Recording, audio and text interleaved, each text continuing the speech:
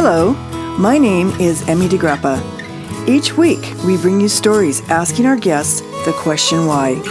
We learn about passion, purpose, and the human experience. Brought to you by Wyoming Humanities with the generous support of the Wyoming Community Foundation. This is What's Your Why?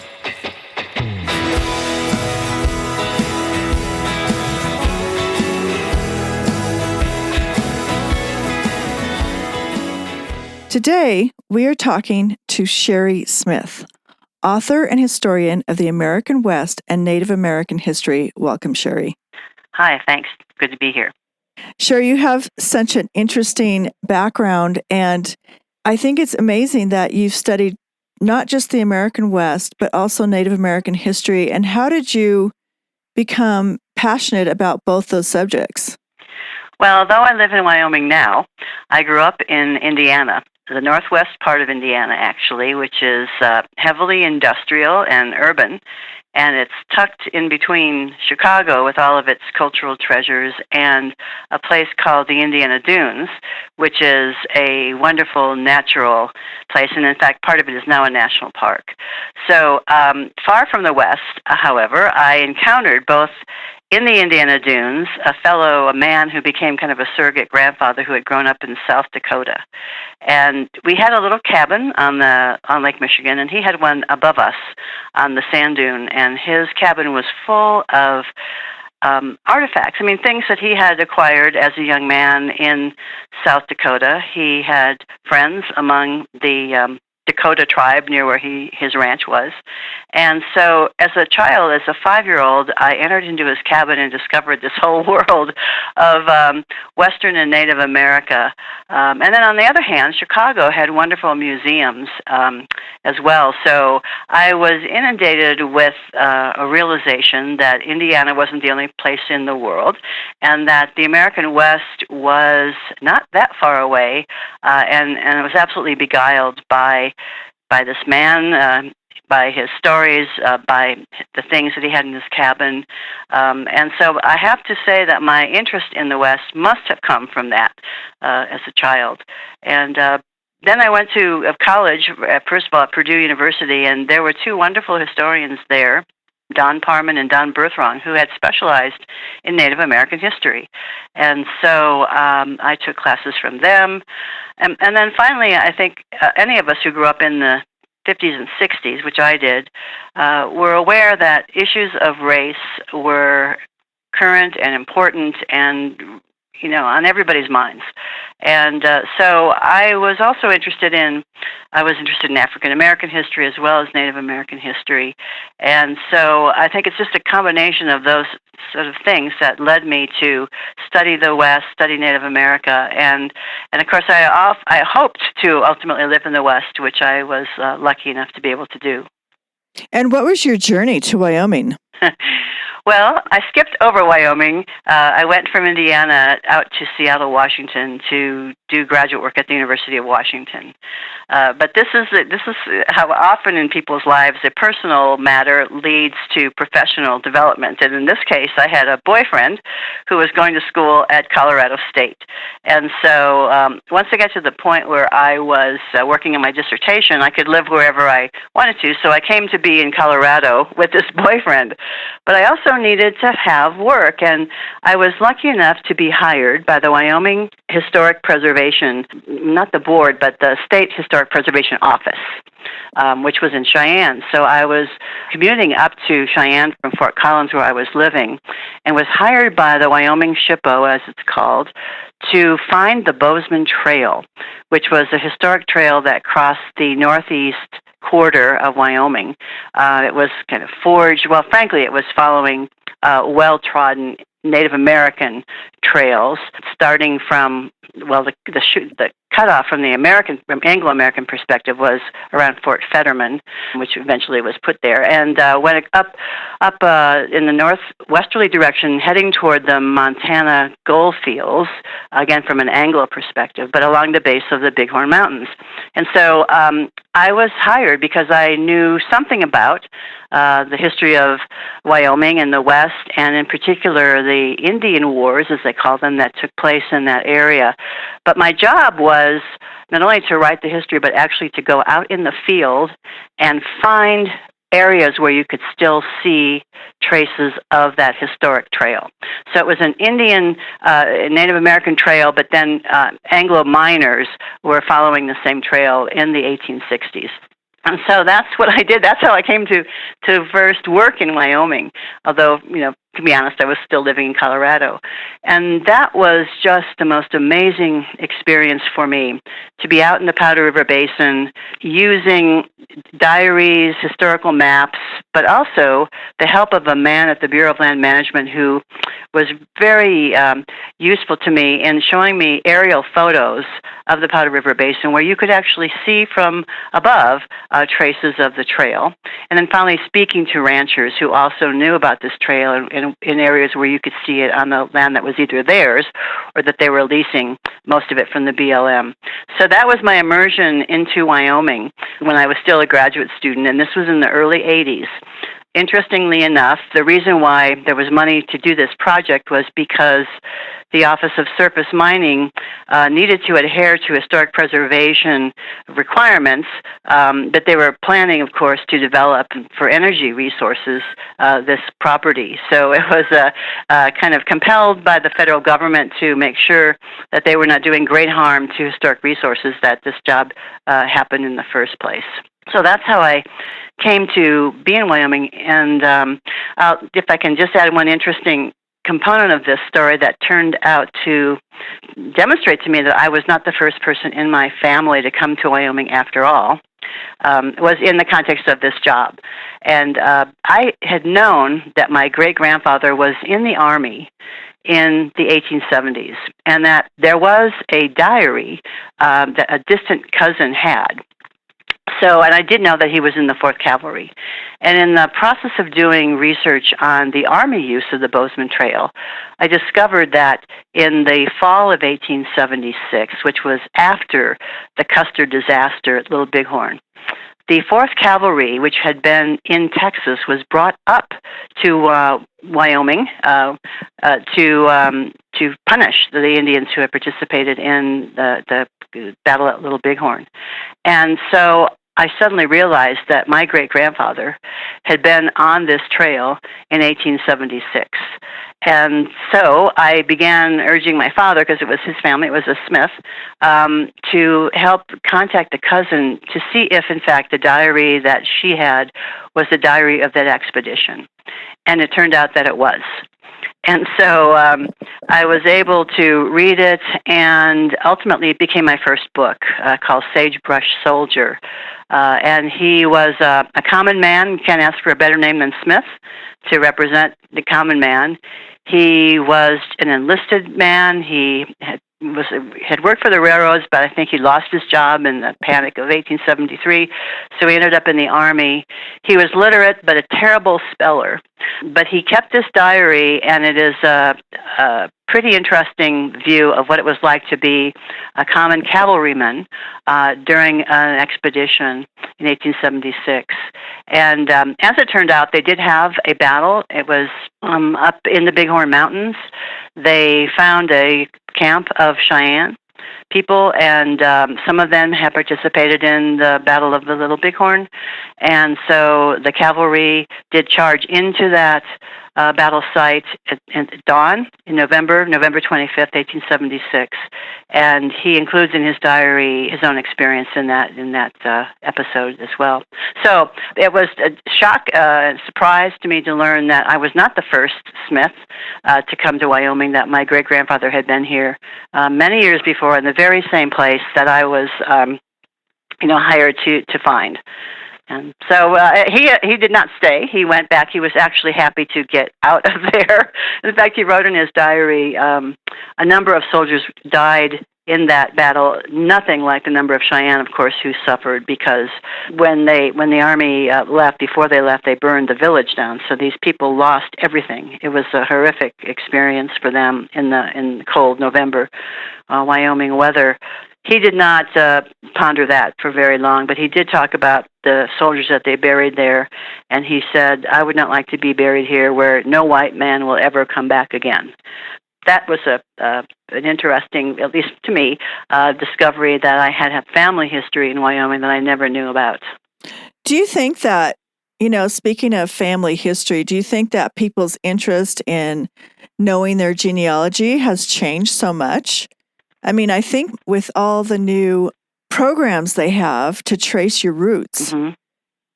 I think people are more interested in, where does my family come from? Yes, I agree. I just love that that television show, Finding Your Roots, because I think every family does have stories that are compelling, that place your own experience in the larger context of American history, and I'm not saying that necessarily shape exactly who you are, but I think it's really important to have some sense of your own family's historical context. And, the reason why this fellow's story, I think, had been buried was because eventually what he did was he deserted from the Army. And then he went back. He was from the Chicago area, actually, from northern Illinois anyway. And when he went back, his mother made him turn himself in. And so he did, and he was charged with desertion and sent to prison for a while. And those are the kinds of family stories that you will sometimes uncover in the course of looking at your family history.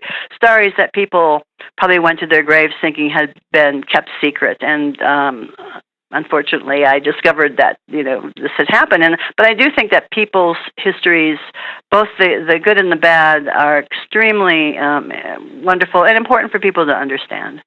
And I do also agree that the internet and Ancestry.com, there's all kinds of ways now that are much easier to research your family history than when I was doing this work, which was in the 1980s, and you had to go through the census on microfilm, and it was a lot more onerous in those days. But now there's wonderful ways to find out your family history, and I encourage everybody to do it. But be prepared that you might find some things that you're not necessarily happy about. Well, my mom and dad actually did do that, and so that has been interesting to learn their bloodlines. Uh-huh. That's been very interesting. Yeah. So what was the year that you ended up moving to Wyoming? So that was in, let's see, I started that job in the fall of 1980, and the job lasted about a year, and I could have stayed on, but then an opportunity arose for me to teach at the University of Colorado. It was a sabbatical replacement one-year position to teach Native American history, and I was really torn because I so loved this work, being out in the field and really getting to know, the West and Wyoming in my bones and discovering my own family connection. All of that was wonderful. I loved the people that I worked with. But I had been trained really to be a teacher and, a scholar. And so I thought, well, I probably should go this route at this particular time. So I ended up leaving the SHPO and going to work at the Department of History at the University of Colorado. And so we sort of came to that fork in the road, and I opted for the academic route. And so then when did you return? So I returned a couple of years later. I was, it's been very difficult for a long time for people to get professorships in history. We had a lot of us baby boomers were getting PhDs, and just at the time when the numbers of positions were actually decreasing. So for a couple of years, I had these one-year sabbatical replacement jobs. So after the Colorado stint, a man named Peter Iverson at the University of Wyoming was going on leave. So I came up to Laramie, and I taught at Laramie for, it was a 2-year period that I was in Laramie. So that's where I met Robert Ryder, who is also a historian, and we eventually married. So I was here then in that was like the mid-'80s. And then finally what happened was we wanted to both be professors, but actually live together. And so we took a shared position at the University of Texas, El Paso. And when we did that, Bob said, okay, I'm okay with Texas during the academic year, but I want to be able to come back to Wyoming in the summers. And that moment coincided with the death of his parents, who had left just enough money to allow us to get a toehold into Jackson Hole. So we bought some property and built a small cabin in Jackson Hole in the 80s, when it was still possible for middle-class people to do so. And so really, since the late 80s, we have had this place ever since. And we now consider it our primary home. That's a good story. You've taken quite a journey to come back around to be here. Yeah. And I love your fascination with history. How can we really impart that love of history to our young people, that to really want to know not just their roots, but the history of our country? Boy, I wish I had the answer to that. All I can say is that in my case, I think I was born with it. I do recall as a child listening to my relatives telling stories about their own personal experiences and their family history. I was just always interested in it, and I don't really know why. I now look at the children in our family, grandchildren and so forth, who don't seem to have that interest when around the dinner table or after we're done eating and we're sitting around talking about the past, they tend to get up and leave the table. So I don't know. I really wish all I can say is that I think parents should let their children know stories. I mean, I think they should talk about their stories, but also, for me, I think listening to what was going on in the world. I mean, we think that now things are really fraught and difficult, but they were pretty difficult in the 60s as well. And so I was aware of what was going on, but also understood that you couldn't really understand what was going on unless you had some sense of historical perspective. So I do think parents and teachers can do their best to make history relevant to students, not only in terms of their own personal family history, but the larger world in which they live. But the best way probably to hook them is with stories that are intriguing and interesting and age-appropriate. But in the end, some people never get interested in history. I've certainly had many students who have reluctantly sat through my classes.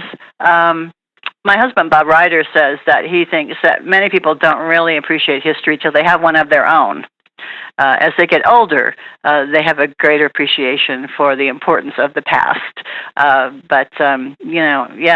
think I personally think it's critically important to us as a community, as human beings, as a nation, to have some comprehension of what has happened before that helps us understand what we're going through now, and provides not necessarily answers, but at least the perspective that can make the answers that we come up with grounded in an understanding of how we got there in the first place. What do you think? I mean, do you find people are interested in history, younger people today? Well, I think it goes up and down, and I think I'll meet some students that really love history because they like to contemplate what is happening today versus what happened yesterday, and how did it change? And especially now with our country in turmoil, I think more and more younger people are looking back, like, how did it get this way? Yeah. How did it, how are we this deep into this kind of unrest? And what do I need to know? I have seen that happen, but I think it is true about storytelling around the dinner table. My mom and dad were really good about that. And so it was really fun to listen to their stories and listen to what they went through and what it was like and who my great grandparents were and where they came from. But they really imparted that in us. And so I think it is upon your parents to, sit down and talk about it like it is a journey. Yeah. And it becomes fascinating. Right. I mean, this is, I guess, kind of how nerdy my family must have been, but I can recall around the dinner table, my parents having debates about history. And, of course, for them it wasn't necessarily history. It was more something that they had lived through. But I remember my mother absolutely loved Franklin Delano Roosevelt. And my father was a little more skeptical about him. And they would periodically have this debate among themselves whether he knew before it happened that the Japanese were going to bomb Pearl Harbor. And my mother insisting, oh, no, he would never have allowed that to happen. And my father not so sure. So I do think that family context can be a factor here.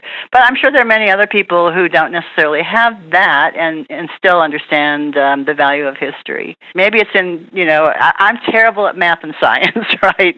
And that's equally important. I mean, I cannot understand geology at all, even though I've tried. So, I just have, some people have an aptitude for history and others have aptitude for geology and maybe some of it just comes down to that as well. Well, that's true. Whatever your passion is. I want to talk about the book that you just recently wrote, Bohemians West, Free Love, Family and Radicals in 20th Century America. That is a very big name, and it says a lot just in the name. And just kind of reading excerpts out of your book, it talks about the story of a relationship that's happening, that you're following in this book, and just early 20th century American radicalism in the American West. And so I wanted you to talk a little bit about what was your inspiration to write this book and how it, became important for you to write it. Well, it goes back actually quite a ways back to graduate school, where I went to have a discussion with my dissertation director about what I was going to write about. And this was in the early days, actually, of women's history. And so I thought it would be really interesting to do something about women reformers in the late 19th century who were drawn to issues dealing with Native Americans and were active in the reform movement, which now, of course, we consider their ideas to be quite detrimental. But anyway, I said to him, I'd like to do something, with women reformers and Native American policy.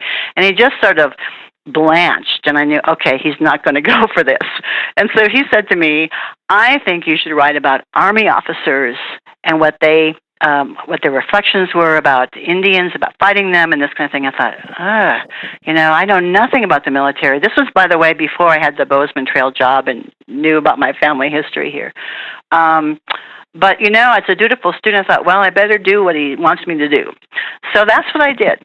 And in the course of doing that work, I read many diaries and letters and journals and books that Army officers and their wives, I did get women in there, and also what they wrote about not only Native American men, but what they wrote about Native American women. So it was sneaking a little women's history in there.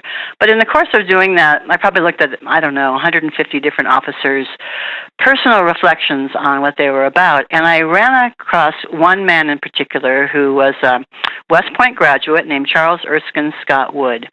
And he really stood out because he was so different in his point of view. He was a reluctant soldier. His father made him go to West Point. What he really wanted to be was a poet, but he ended up in the Army, and he was fighting the Nez Perce in 1877. And as he was going, along in this expedition, he was writing in his diary things like thoughts on the Indian as a man and a brother. And at the end of the whole thing, when Chief Joseph surrendered, Wood was there. He befriended him. He eventually sent his son not to West Point, but to live for several summers with Chief Joseph. So I became intrigued with this fellow, who was really quite advanced from our perspective in his ideas about Native American people and quite critical of what we would call the invasion of Indian country by Anglo-American people. So his letters and diaries and things were at the Huntington Library in San Marino, California. And it's a huge collection of Wood papers there. And I discovered box after box after box of letters that he had written to and received from this woman named Sara Field. And I thought, what is this about? So I didn't have time to dip into it then, but I eventually wrote a whole chapter about Wood in a later book called Reimagining Indians. And while I was at the Huntington then, I looked at these letters, and I discovered that this was a relationship, a love relationship that had begun in 1910 when the famous lawyer Clarence Darrow introduced them in Portland, Oregon. Darrow knew Sara because Sarah's sister was one of his mistresses, and he knew Wood, I guess, because they were lawyers who shared progressive values and points of view. So anyway, I thought, wow, someday I'd really like to come back and do something with this story. So it took me a long time, actually, to have the time because it took so long to read those letters. But I had a one-year fellowship at the Huntington, which gave me the opportunity to read the letters that they wrote, not only to each other, but that they wrote to their spouses, to each other's spouses, to their children, to their many very famous friends about this relationship. And it just seemed to me a story that, well, for one thing, they wanted told. People have asked me, why are these letters even there? And they're there because Wood told Sara to save every single letter. He saw them as pioneers in free love and thought someday somebody will be interested in telling their story. And so I turned out to be that person who found them and who found the story and decided to commit the time it took to research it and to write it. It's a long way from where I started, right? Writing about the Army in the West, and I end up writing about these political radicals. They were very involved in labor issues and free speech, anti-war, and Sara was extremely involved in the particular push for the 19th Amendment. So she was very involved in the suffrage movement. But that's how I got there, from the Army connection. The arc goes in another direction. Wood was an unusual Army officer who resigned and became a lawyer and a free love advocate and so forth. So define free love for me, please. So what they meant by free love was that love is something that just comes and it can go. It should not be, does not need to be sanctioned by either the church or the state. So they were, they had both married. They were both married when they met. But Wood in particular believed that more harm than good came from these marriages where it was extremely difficult to divorce. He had fallen out of love with his wife. They had children. He loved her as a human being, but he did not want to be restrained by this formal marriage anymore, and he never wanted to marry again and wanted to be free to express himself as an individual and as a man in his relationships with other women. And so Sara did not come to this relationship with the commitment to free love, but she accepted it when she did divorce her husband. This was an agonizing experience. Had small children. There was a 30-year age difference between the two of them, but she never wanted to marry Wood. They were happy enough to eventually they were able to live together. And that's what they thought was the best thing, that marriage, the formally constructed, sanctioned by church or state marriage, was an inhibition on people's lives and individual freedom, which was one of the values that they most valued. And so that's how they defined it.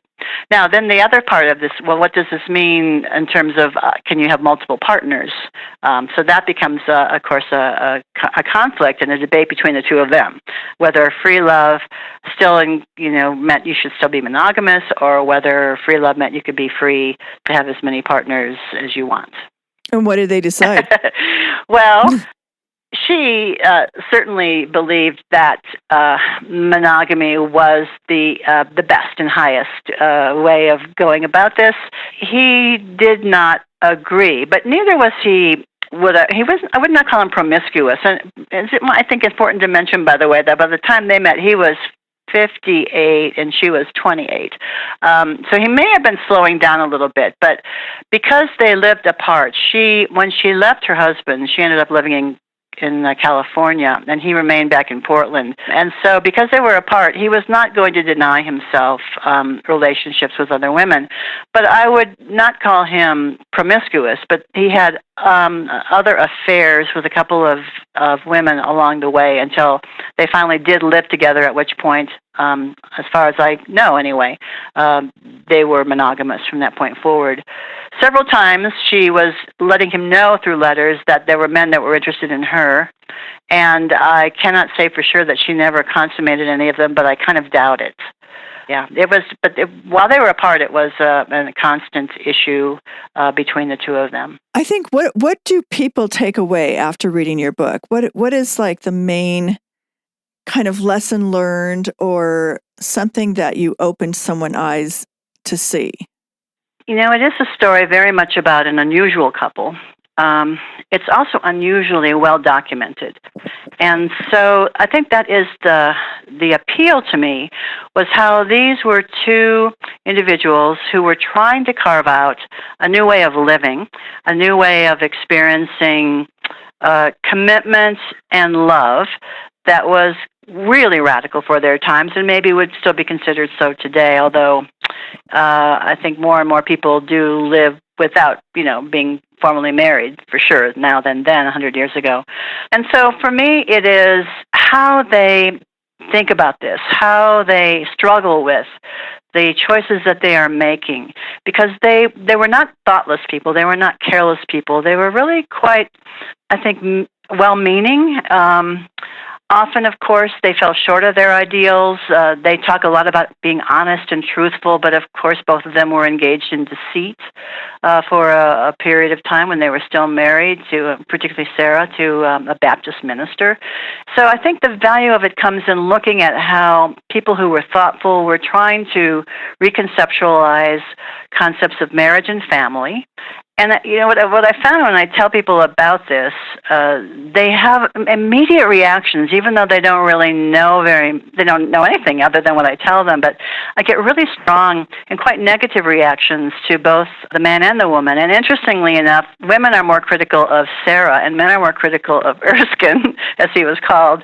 I think there's something about this story that is both compelling but off-putting to people, but it also makes you think about the decisions that you have made and the choices that we all make.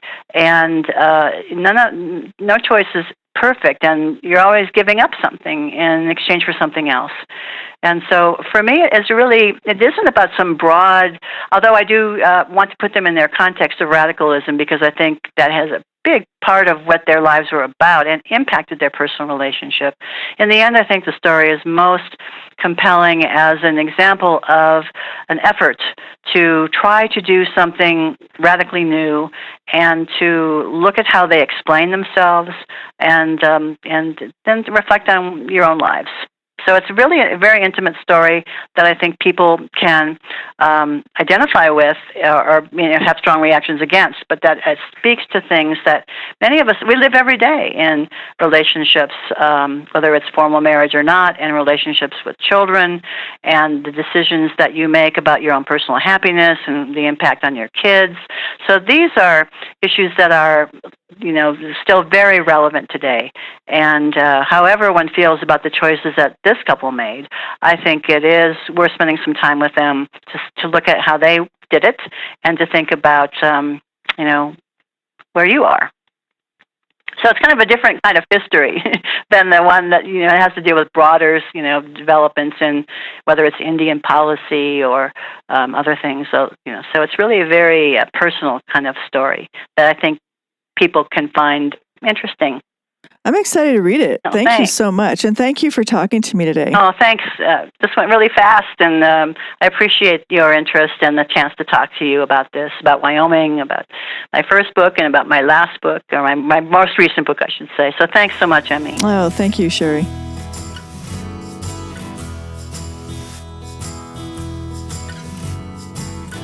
Thank you for joining us for this episode of What's Your Why? Brought to you by Wyoming Humanities with support from Wyoming Community Foundation and generous supporters like you. To learn more, go to thinkwhy.org, subscribe, and never miss a show.